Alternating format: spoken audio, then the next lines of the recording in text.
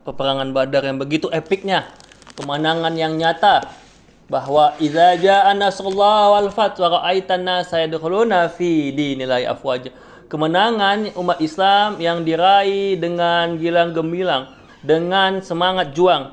Betul tadi disampaikan oleh Ustazuna, kemenangan itu bukan dibantu malaikat hakikatnya, bukan memang karena alat perang itu, bukan karena apapun, tapi itu adalah karena bantuan Allah yang Allah bantu kita. Sebab adanya pertolongan itu karena diri kita. Kita dapat mengalahkan musuh, kita meraih kemenangan karena keimanan kita. Kitalah yang menentukan wa ma rawaita. Jadi sesungguhnya akhir hidup kita ini keputusannya ada di tangan kita. Apakah kita bisa menang atau bisa dapat meredam nafsu kita, gejolak diri kita, hasrat kita yang kadangkala itu semuanya membawa kepada kegelapan hati, membawa kepada kedurhakaan, kemaksiatan dan lain-lainnya. Itulah doa kita selalu, Rabbana zalamna anfusana wa illam taghfir lana wa tarhamna lanakunanna minal khasirin. Mudah-mudahan kemenangan kita ini bisa kita raih seterusnya. Umat Islam tentunya tidak hanya mendapatkan kemenangan di waktu Badar saja, tetapi kemenangan hari ini kita harus bisa menaklukkan musuh-musuh kita, mendapatkan kembali Palestina kita, dan bisa menyatukan umat Islam menjadi ummatan wahidah. Maka poin lainnya, pendengar setia dimanapun Anda berada, bagaimana dijelaskan di sini adalah illa busyra lil mu'minin. Dakwah Nabi ialah basyira wa nadhira, menenangkan, mengajak kepada kebaikan, merangkul bukan memukul. Kalau ada ustaz-ustaz atau dakwah-dakwah yang menyudutkan, menyalah-nyalahkan, seenak-enak saja membidah-bidahkan tanpa ada keterangan yang dari kedua pihak, dari kalangan kita, mungkin dari mazhab kita, maka itu harus kita jaga, jemaah kita harus kita fokuskan atau harus kita wanti-wanti, karena dakwah itu cenderung kepada perpecahan. Nabi Muhammad berdakwah dengan merangkul. Kalaupun ada salah, kalaupun orang itu kafir, tidak ada Nabi mengatakan, oh engkau kafir, kau salah ini, bid'ah ini, sesat ini. Tidak ada Nabi seperti itu. Itulah dakwah basyirah. Namun sesekali juga kita perlu nazir, perlu pengingatan, atau perlu juga umat ini agak sedikit ditegaskan supaya dapat keseimbangannya, kebahagiaan, dan juga nazir tadi, kesemangatannya atau awareness-nya kepada hari akhirat nanti. Mudah-mudahan kita semua bisa mendapatkan an-nasr minallah, pertolongan dari Allah, baik untuk kita, masyarakat kita, dan umat Islam hari ini, terutama di Timur Tengah yang terjadi peperangan saat ini, bisa mendapatkan bantuan dari Allah dan juga bisa mendapatkan kemenangan. Fatham mubina, inna, sesungguhnya kemenangan itu adalah kemenangan dari Allah. Mudah-mudahan wabillahi taufiq wal hidayah. Mudah-mudahan sampai sekian. Terima kasih, saya kembalikan kepada Ustaz Panca. Terima kasih Ustaz terima kasih Ustaz atas pesan-pesan inspirasinya. Maka sampailah kita ke kesimpulan ayat bahwa semua kekuatan itu akhirnya datang dari Allah juga. Tak ada yang mampu. Muhammad Hanif selaku dosen Unipa, kepada beliau waktu dan tempat saya persilahkan. Alhamdulillah, terima kasih kepada Ustaz yang insyaAllah kembali lagi kita memotivasi diri kita untuk fastajaba, agar doa-doa kita bisa diijabah Allah Subhanahu wa taala, agar kita dibantu Allah, dengan Allah berikan kita, bukakan pintu rahmatnya, pintu ampunannya. Tentunya semuanya kita harus sama-sama berjamaah, kita bersemangat, kita satu korsa kita, supaya agar kita bisa mendapatkan kemenangan. Sebab sebagaimana yang kita ketahui, kenapa bisa kita menang 1000 pasukan atau 1000 tentara Quraisy saat itu, bisa kita kalahkan hanya dengan sekitar 313 pasukan umat Islam yang tentunya dibantu dengan malaikat, dan tentunya karena keimanan yang kuat, ketakwaan yang istiqomah di dalamnya. Maka kembali lagi kita dalam surat Al-Anfal ayat 9 ini dijelaskan. Tentunya ketika kita membahas Al-Anfal, kembali lagi kita membahas atau menerjemahkan makna dari atau definisi Al-Anfal adalah sebuah rampasan perang. Bagaimana ketika kita berperang tentunya ada aturannya. Dan tentunya agar kita mendapatkan kemenangan dalam perang, itulah diperlukan persiapan atau usaha ikhtiar strategi perang yang matang, yang memang betul-betul dikuasai. Ibaratnya seperti orang lapangan ya Ustaz. Ada pemimpin itu eksekutor, ada konseptor. Nah, itulah mungkin kita tidak bisa atau jarang kita menemukan pemimpin yang dia punya konsep yang jelas, visi yang ke depan, dan juga dia bisa mengeksekusinya, eksekutornya. Itu yang harus kita cari. Mungkin bisa nanti kita temukan di pemimpin berikutnya. Kembali lagi, bagaimana kita lihat di lapangan? Oh, peperangan ini seperti perang Badar. Oh, ini kita harus menguasai sumur Badar. Oh, di perang Badar ini atau di perang Uhud itu kita harus memanfaatkan bukit Uhud itu. Nah, itulah yang perlu kita tekankan. Apa namanya? Penguasaan lapangan namanya. Orang-orang lapangan. Banyak pemimpin kita yang nggak ngerti lapangan. Contoh kasus kemarin, setahun yang lalu. Prof Mukti kita, menteri kita bilang, nggak apa-apa melakukan perpisahan, baik di sekolah ataupun di luar. Tapi ada gubernur kita, salah satu gubernur kita mengatakan, jangan, karena ekonomi lagi susah. Masyarakat ini lagi kesulitan. Jadi jangan adakan perpisahan. Kalaupun apa di sekolah saja. Yang lebih mengerti lapangan siapa? Ya Gubernur Jawa Barat itu kan. Nah, maka itu perlu pemimpin yang mengetahui, memahami, yang belusukan langsung ke lapangan sehingga dia mengerti masalah, bisa menyentuh langsung ke akar rumputnya, ke masyarakatnya. Mudah-mudahan Allah menolong kita dan istajabah, ijabah, mengabulkan doa-doa kita agar pemimpin kita dan juga negeri kita ini menjadi Indonesia yang baldatun thayyibatun wa rabbun ghafur. Amin. Amin ya mujibas sailin. Alhamdulillah, terima kasih Ustaz. Makin menambah ketakwaan dan tentunya tadi kesabaran dan kesyukuran kita. Wa qala ta'ala, bismillahirrahmanirrahim, inna a'tainakal kautsar fasalli li rabbika wanhar inna syani'aka huwal abtar.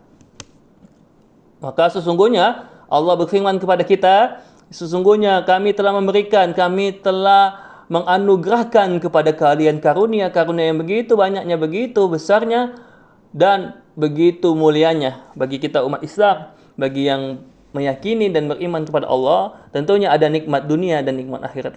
Fasholli li rabbika wanhar. Maka ketika sudah diberikan nikmat, kita dianugerahkan berbagai macam karunia Allah, rahmat Allah, ampunan Allah, maka hendaklah kita menunaikan solat, mengerjakan solat atau diistilahkan dengan iqamatus solat, dan juga melaksanakan ibadah Idul Adha atau Idul Kurban kita semata-mata dalam rangka kita mendekatkan diri kepada Allah Subhanahu wa taala. Jangan sampai ketika kita melupakan perintah Allah, maka jadinya yang terjadi pendengar setia dimanapun Anda berada, kita semakin jauh dari rahmat Allah, kita jauh dari ampunan Allah, sehingga hidup kita nantinya akan menderita dan sengsara. Na'udzubillah, tsumma na'udzubillah min zalik. Lalu kemudian di ayat selanjutnya, inna syani'aka huwal abtar. Sungguhnya yang membencimu atau yang tidak enggan untuk melaksanakan perintahmu, maka dia akan terputus. Maka pendengar setia dimanapun Anda berada, nikmat-nikmat yang Allah berikan itu tentunya senantiasa kita syukuri, karena nikmat itu a'toinal, Allah berikan dari kita lahir, bahkan sebelum kita lahir, masih di dalam kandungan ibu kita, masih di rahim ibu kita, berbagai macam nikmat Allah berikan kepada kita tanpa kita ada usaha sedikit pun. Semua nikmat itu kita raih dengan percuma dan faultless, atau tidak ada sedikit pun usaha tenaga kita. Langsung kita tinggal duduk manis atau di dalam rahim itu mendapatkan vitamin, mineral, protein, dan lain-lainnya. Kemudian Allah mudahkan kita, hidup kita, selamat kita, hingga kita hari ini diberikan akal, diberikan kesehatan, kekuatan. Sebab ada yang memiliki kesehatan, namun dia tidak mau punya kemauan, keinginan untuk terus mendekat kepada Allah, keinginan untuk berkorban, ataupun semangat untuk berkorban, walaupun memang dia tidak ada rezekinya, tapi diusahakannya. Ia tabung uangnya untuk dia berkorban, mungkin 1 bulan 50.000, 1 bulan 20.000, tapi insya Allah niscayalah apa yang dikerjakannya itu Allah akan angkat keberkahan, Allah akan mudahkan, angkat derajatnya menjadi manusia yang mulia, karena dia berusaha untuk mengamalkan perintah Allah di surat kedua tadi, di surat kedua berikutnya. Maka tentunya nikmat itu jangan sampai kita lupakan. Nikmat kita lahir dan tentunya mudah-mudahan nikmat yang Allah berikan ini sampai terus-menerus sampai akhir hayat kita.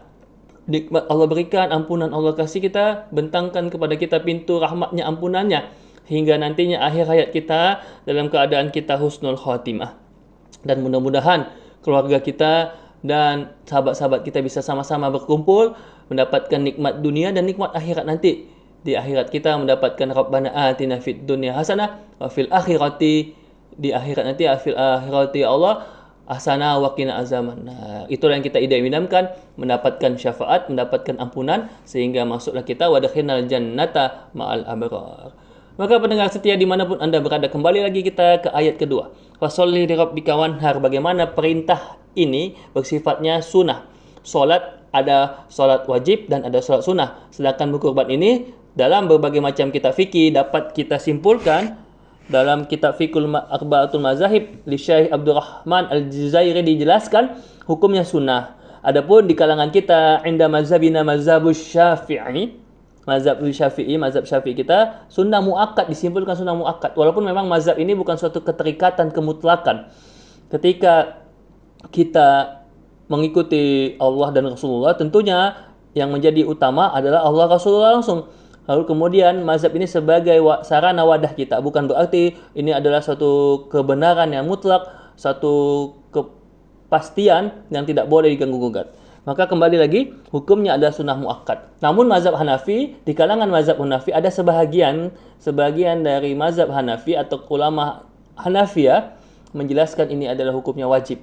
Nah, dalam usul fikih kita, ketika menemukan hukum yang wajib dalam pendapat ulama, maka ini menjadi satu ghirah atau himmah, satu anjuran atau semangat untuk kita menunaikannya. Tetap kita berpegang teguh dengan hukum sunnah, namun hukum wajib ini menjadi motivasi tersendiri untuk kita bisa mengamalkan ibadah kurban tadi. Kalau memang belum bisa kita tahun ini, kita kumpulkan. Maka ada itu kayak di masjid-masjid itu tabungan kurban.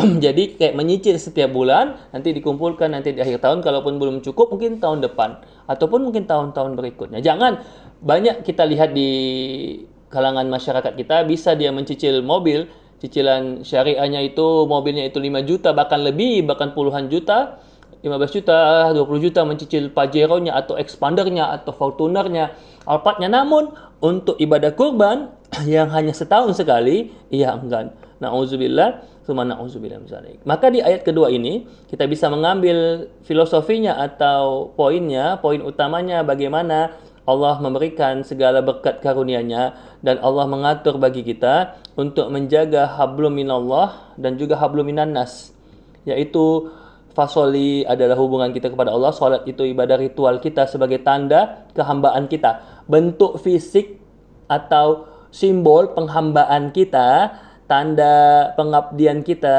kepada Tuhan kita, kepada Allah ialah solat kita. Gerakan-gerakan itu sebagai wujud simbolnya atau ungkapan ekspresi ketaatannya. Lalu kemudian berkorban itu sebagai tanda kepedulian kita. Bagaimana ketika orang-orang yang di luar sana jarang makan daging, dia dengan adanya berkorban, bisalah dia mencicipi daging itu, bisalah dia mendapatkan kenikmatan sama-sama merasakan daging kurban itu semuanya. Maka itulah dia fasholli li rabbika wanhar, hablum minallah dan hablum minan nas. Bagaimana keseimbangan kata Allah, illa duribat alaihim zilla illa bihablim minallah wa hablim minan nas. Keseimbangan antara hablum minallah dan juga hablum minan nas yang bisa kita raih. Sebab beberapa kisah disebutkan dalam kitab, dia seorang yang alim ulama, ada seorang alim ulama, dia rajin ke masjid. Dia banyak zikirnya, ibadahnya, muhasabahnya, wiridnya. Namun akhirnya dia diazab Allah di akhirat kelak. Ternyata apa sebab muhasabahnya? Dia tidak peduli dengan keluarganya, dia tidak mendidik anaknya, dia tidak berdakwah mengajak masyarakatnya untuk menunaikan lillahi kalimatidin, mengerjakan syariat-syariat Islam. Maka mudah-mudahan kita tidak melupakan tugas kita, hablum minan nas kita, untuk kita tabligh, melaksanakan kewajiban kita al-amr bil ma'ruf wan nahi anil munkar. Maka kembali lagi, keseimbangan itu antara kita dengan Allah dan juga akhlakul karimah kita kepada sesama manusia. Lanjut lagi sedikit kita mengulas ayat ketiga di akhir surat Al-Kautsar ini, inna syani'aka huwal abtar. Bagaimana ketika kita sebagai hamba, pendengar setia dimanapun Anda berada, kita enggan untuk melaksanakan sholat tadi, ataupun berkorban hablum minallah hablum minannas, maka nikmat-nikmat yang Allah berikan itu bisa Allah cabut.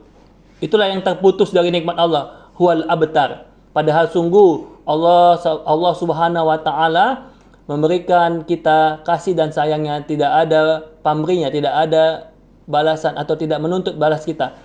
Hanya Allah Subhanahu wa taala menginginkan kita mengabdi kepadanya, beribadah kepadanya. Kalau kita bisa kalau kita mampu untuk tahajud kita 2 rakaat, ya silakan. Tidak Allah tuntut untuk 10 rakaat, 20 rakaat. Lalu kemudian sedekah kita mampunya 5.000, ya udah sedekah 5.000. Nah, itulah dia filosofi dari Idul Adha, supaya kita tidak terputus, supaya kita tidak jauh dari Allah. Sehingga ketika kita jauh dari Allah, apa yang terjadi? Fasyaitanu lahu qarina. Ketika kita terputus dari Allah, wal abtar, atau ketika kita menjauh dari Allah, maka syaitan akan masuk dan merasuk ke dalam diri kita, menjakiti diri kita. Virus kemalasan, virus kezaliman, kesyirikan, kedurhakaan kita kepada Allah. Wastaghfirullah, tsumma astaghfirullahalazim. Mudah-mudahan syaitan itu tidak mengalir dalam darah kita, dan kita terus mendekat kepada Allah, menjaga diri kita dan keluarga kita. Ku anfusakum wa ahlikum nar. Lagi-lagi semangat daripada Nabi Ibrahim, semangat untuk Idul Kurban, kita mengorbankan apa yang bisa kita berikan kepada Allah, baik itu ibadah kita, baik itu sedekah kita, baik itu ilmu kita dengan kita mengajari orang, memberikan solusi, bantuan, kontribusi, khairun nas, yang fa'ul nas kepada sesama kita. Mudah-mudahan itu menjadi amal kita, menjadi amal soleh kita yang tadi saya sebutkan di awal tadi surat Al-Asr, amal soleh kita yang membawa kita kepada surganya Allah, kebahagiaan dunia dan akhirat. Mudah-mudahan ada manfaatnya. Wabillahi taufiq wal hidayah. Wassalamualaikum warahmatullahi wabarakatuh.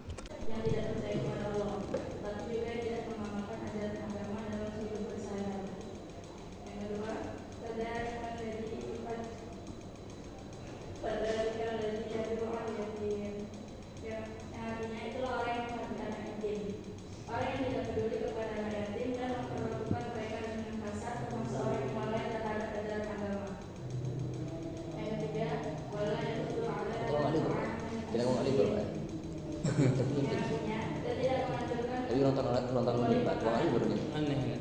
Orang miskin bisa mengajarkan umatnya untuk peduli kepada fakir miskin, tidak mau membantu atau mengajar orang lain, memang itu merupakan sikap tercela.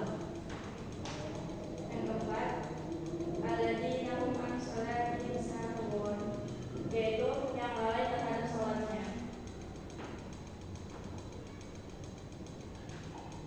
Kalau orang-orang yang sholat dan orang yang lalai dari sholatnya, ayat ini bukan mencela sholat, tapi mencela orang yang sholat tanpa kesungguhan.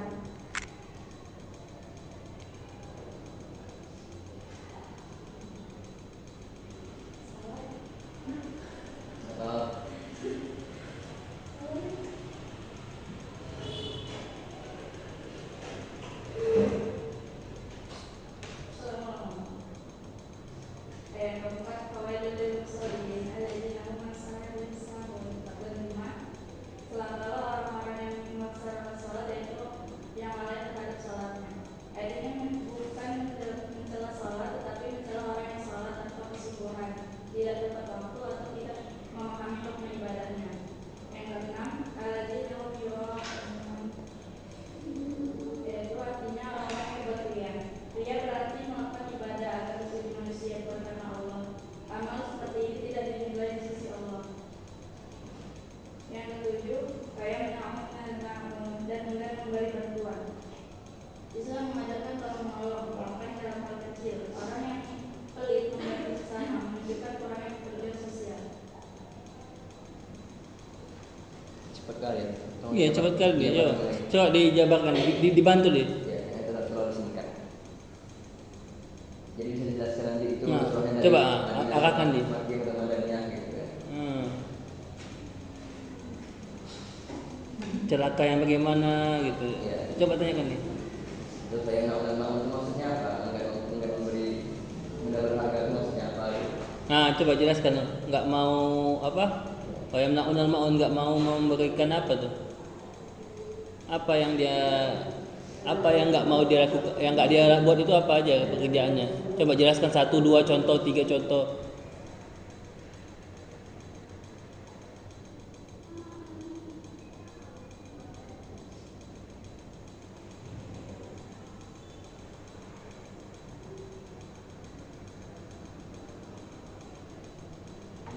Coba artinya tadi, wa yamna'unal ma'un artinya? Wa yamna'unal ma'un tadi artinya apa? Apa? Enggan memberi bantuan kepada siapa?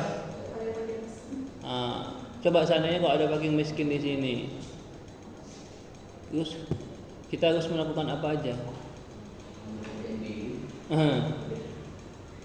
Apa yang harus kita lakukan? Nggak usah nengok apanya dulu. Ada fakir miskin, saya Rehan, orang fakir miskin. Harus diapain tanya saya? Ya, di apa tadi? Disayangi. Lah udah bagus tuh, dibantu Rehan, disayangi. Sayangilah Rehan. Karena begitu sulit, lupakan Rehan.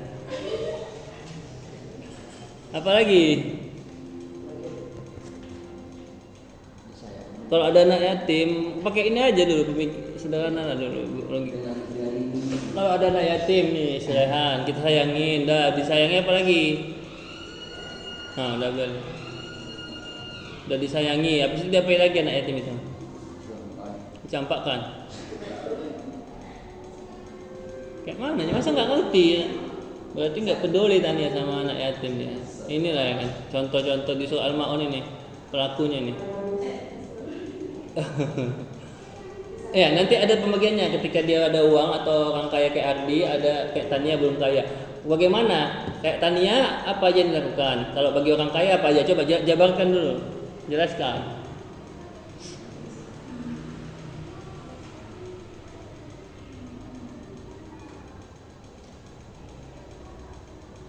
Mana ya? Ada berarti nilainya inilah ya.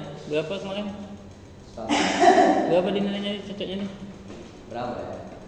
Coba jelaskan lah. Udah dibantu kali. Kalau ada anak, ya ada orang kaya ketika dia melihat anak yatim, kan mungkin di sekitar rumahnya ada rumah yatim gitu. Dia harus ngapain gitu? Dibantunya kayak mana? Kasih rezeki, dikasih apa lagi? Rezeki masih nggak jelas itu, masih umum kali, rincikan. Apa? Makanan, banyak makanan, ada ayam penyet, ayam geprek, ayam apa? Makanan apa nih? Nasi goreng. Dikasih makanan, udah habis itu apa lagi yang dikasih anak yatim itu? Kasihin tuh anak yatim. Dikasih duit, uang jajan. Taunya. Di sini ada anak yatim. Kalau ada biar kita amalkan kan, kumpul-kumpul tergoceng-goceng. Ya kan itu dia kayak Ahmad Dahlan, pendiri Muhammadiyah, sempat ditanya sama muridnya di film Muhammadiyah itu kan, film Sang Pencerah. Kiai kok ini kita sebulan ini 2 minggu ini nggak pernah berhenti dari Al-Ma'un aja kok diulang. Apa jawaban Kiai Ahmad Dahlan? Ya kita belum maksimal membantu anak yatim, maka kita terus kaji ulang lagi untuk jadi kita pendorong pengamalan kita untuk supaya bisa diamalkan. Itulah dia. Jadi kalau kita udah bahas Al-Ma'un, ya kalau bisa kita mengamalkannya, kita sumbang anak yatim gitu. Dah, dikasih uang, dikasih tadi makanan, apa lagi? Ya, dikasih pakaian nih. Bisa. Itu namanya kebutuhan premier atau pokok, sandang, pangan, papan. Ya kan, Di? Ya betul. Apa itu? Contohnya tadi makanan. Makanan itu biasanya bentuknya, kalau kita ngasih makanan itu yang dibutuhkan tuh makanan. Makanan yang paling utama apa? Yang pokok. Ya itu 9 bahan pokok namanya. Beras, sayur-sayurannya, daging, lauknya, kalau suku-suku kadang nanti gula, garamnya, untuk bumbunya kan apa? Kangkung. Kok dibantu? Intinya sayur. Jadi santunannya coba ulangi. Ngomong dulu tanya, santunan. Kita kalau ada anak yatim kita kasih santunan semampu kita. Tapi kalau banyak uang nggak, kalau bisa berlebih atau mungkin setiap bulan aja gitu. 1, 2, 3 mulai. Bismillah. Dalam apa? Menafsirkan yang wayamnauna maun ini, ketika kita menafsirkan maun ini, hendaknya kita wajib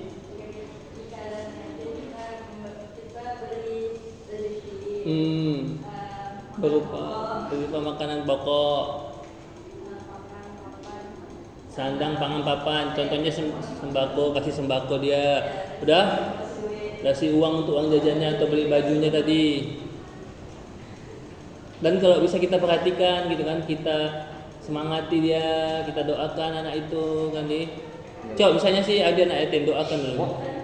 Adik baik-baik ya nak gitu, coba cerita. Ya, ketawa. Ya, ini kan mengamalkan ya, senang kali. Coba tanya. Kan ada dendam apa? Kan udah dikasih santunan nih si Adi, dapat uang jajan impulin. Apa habis itu didiamin aja gitu kan, enggak elok lah.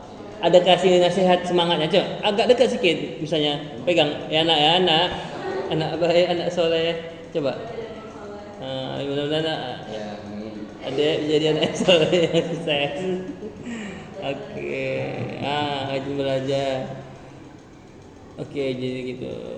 Ya itulah kalau kalian melihat anak yatim, kalau ada di rumah anak yatim, apalagi kalau ada keluarga kita, keluarga besar kan, ada tani yang memang nampak atau memang ada keluarga besarnya yang yatim atau piatu. Jadi tani nggak pernah ngasih duit.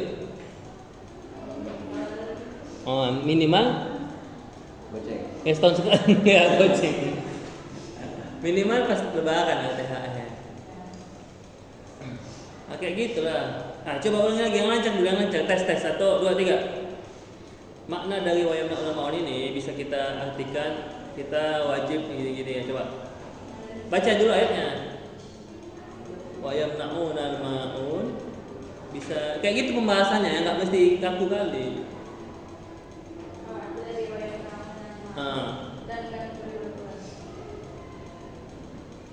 Maksudnya bisa artinya selama kita mampu, kita wajib gitu. Membantu.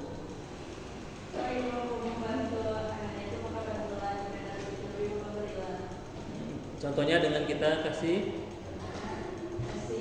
dia agama Islam yang dimuliakan Allah Subhanahu wa taala. Bersyukur kita kepada Allah Subhanahu wa taala atas nikmat yang diberikan Allah Subhanahu wa taala kepada kita. Alhamdulillah, pada kesempatan yang penuh berkah ini Allah Subhanahu wa taala masih memberikan kepada kita nikmat kesehatan, nikmat kesempatan, terlebih nikmat keikhlasan dalam menjalankan ibadah kepada Allah Subhanahu wa taala. Mudah-mudahan apa yang kita lakukan dalam mendengar kajian mimbar agama Islam yang penuh berkah ini adalah bagian dari cara kita mensyukuri nikmat-nikmat yang diberikan Allah, dan tentunya dengan harapan semoga Allah Subhanahu wa taala menambahkan nikmatnya kepada kita, nikmat yang lebih banyak, nikmat yang lebih berkah, nikmat yang lebih istimewa dibandingkan dengan nikmat-nikmat yang telah diberikannya kepada kita. Salawat berangkaikan salam marilah sama-sama kita hadiahkan ke pangkuan baginda Rasulullah sallallahu alaihi wasallam. Allahumma salli ala sayyidina Muhammad wa ala ali sayyidina Muhammad. Kita berdoa dan berharap mudah-mudahan kita yang mendengar kajian ini dimanapun berada, begitu pula dengan kedua orang tua kita dan segenap keluarga kita, termasuk golongan umat beliau yang mendapatkan syafaatnya di yaumil mahsyar kala. Amin amin ya rabbal alamin. Para pendengar RRI mimbar agama Islam yang dimuliakan Allah Subhanahu wa taala, adalah merupakan suatu keistimewaan bagi kita umat Islam. Allah Subhanahu wa taala memberikan anugerah yang luar biasa kepada Nabi Muhammad sallallahu alaihi wasallam, Allah berikan kepada Nabi Muhammad mukjizat yang istimewa, mukjizat yang begitu luar biasa, yaitu mukjizat Al-Quran.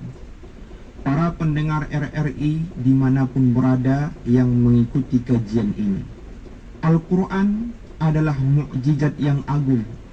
Bagaimana tidak, 14 abad yang lalu Allah Subhanahu wa taala turunkan Al-Quran kepada Nabi Muhammad sallallahu alaihi wasallam melalui perantara malaikat Jibril. Sampai saat ini ayat-ayat tersebut rasional, ayat-ayat tersebut masih menjadi hudan, petunjuk, tidak hanya sekedar inspirasi dan motivasi, tetapi Al-Quran adalah pedoman dalam hidup kehidupan. Para pendengar RRI dimanapun berada, Allah Subhanahu wa ta'ala menyampaikan bahwa sesungguhnya Al-Quran ini tidak ada keraguan padanya. Sebagaimana di awal surah Al-Baqarah dikatakan, A'udzu billahi minasyaitonir rajim. Bismillahirrahmanirrahim. Alif Lam Mim. Dzalikal kitabu la raiba fihi hudan lil muttaqin. Al-Quran yang diturunkan Allah ini tidak ada keraguan padanya, petunjuk bagi orang yang bertakwa. Para pendengar RRI Budiman dimanapun berada, Allah sudah tegaskan pada surah Al-Baqarah ayat 2 bahwasanya Al-Quran yang diturunkan Allah ini adalah petunjuk, hudal lil muttaqin, petunjuk bagi orang-orang yang bertakwa. Oleh sebab itu, bagi orang yang bertakwa tidak ada pilihan selain menjadikan Al-Quran sebagai pedoman hidup. Bagi orang yang bertakwa tidak ada keraguan dengan apa yang disampaikan dalam Al-Quran, karena pada ayat yang lain Allah Subhanahu wa ta'ala tegaskan, tepatnya pada surah Al-Baqarah ayat 23, wa in kuntum fi raibin mimma nazzalna ala abdina fa'tu bi suratin min mislih wad'u syuhada'akum min dunillahi in kuntum sadiqin. Pada surah Al-Baqarah ayat 21 ini, maksud saya surah Al-Baqarah ayat 23 ini, Allah Subhanahu wa ta'ala menegaskan, jika kamu meragukan Al-Quran, apa yang diturunkan Allah Subhanahu wa ta'ala kepada hamba kami, kata Allah, yaitu Muhammad, maka buatlah satu surah semisal dengannya dan ajaklah penolong-penolongmu selain Allah jika kamu orang-orang yang benar. Para pendengar RRI dimanapun berada yang mendengar kajian mimbar agama Islam yang penuh berkah ini, surah Al-Baqarah ayat 23 ini adalah tantangan kepada orang-orang yang meragukan kebenaran Al-Quran. Allah katakan, jika kamu ragu terhadap Al-Quran yang diturunkan, maka buatlah satu surah. Pada ayat yang lain dikatakan, maka buatlah satu ayat. 14 abad yang lalu ayat ini diturunkan Allah Subhanahu wa ta'ala. Sampai saat ini tidak ada seorang pun yang sanggup untuk membuat seumpama Al-Quran, walaupun hanya satu surah ataupun hanya satu ayat, sekalipun dengan teknologi yang canggih atau orang-orang ilmuwan-ilmuwan yang begitu luar biasa keilmuannya untuk membuat seumpama Al-Quran. Para pendengar RRI Budiman dimanapun yang berada, oleh sebab itu Al-Quran yang terdiri dari 30 juz, 114 surah, tentunya harus menjadi pedoman hidup kehidupan kita. Al-Quran ini adalah kompas, penentuan arah bagaimana kita menjalani hidup dengan sebaik-baiknya. Al-Quran bukan hanya sekedar kitab bacaan yang tentunya mengandung pahala yang luar biasa dalam membacanya. Akan tetapi Al-Quran adalah hudan, petunjuk. Bagaimana tidak, para pendengar RRI dimanapun berada, Al-Quran tidak hanya berbicara masalah akidah. Al-Quran tidak hanya berbicara tentang ibadah. Al-Quran tidak hanya berbicara tentang muamalah, tetapi aspek-aspek lain dalam hidup kehidupan lengkap. Bahkan di dalam Al-Quran disebutkan bagaimana kedahsyatan sains dan teknologi yang diuraikan Al-Quran. Al-Quran menjadi pedoman bagi ilmuwan. Mereka menghadirkan teknologi-teknologi yang canggih, sehingga terdapat penemuan-penemuan yang luar biasa. Banyak profesor-profesor yang awalnya tidak beragama Islam, tetapi karena membaca Al-Quran akhirnya memeluk agama Islam. Sebut saja Profesor Morse. Beliau adalah profesor di bidang antropologi. Beliau ketika meneliti Fir'aun, sesuatu penemuan yang dahsyat. Kenapa? Karena walaupun sudah berabad-abad, tubuh Fir'aun tidak hancur.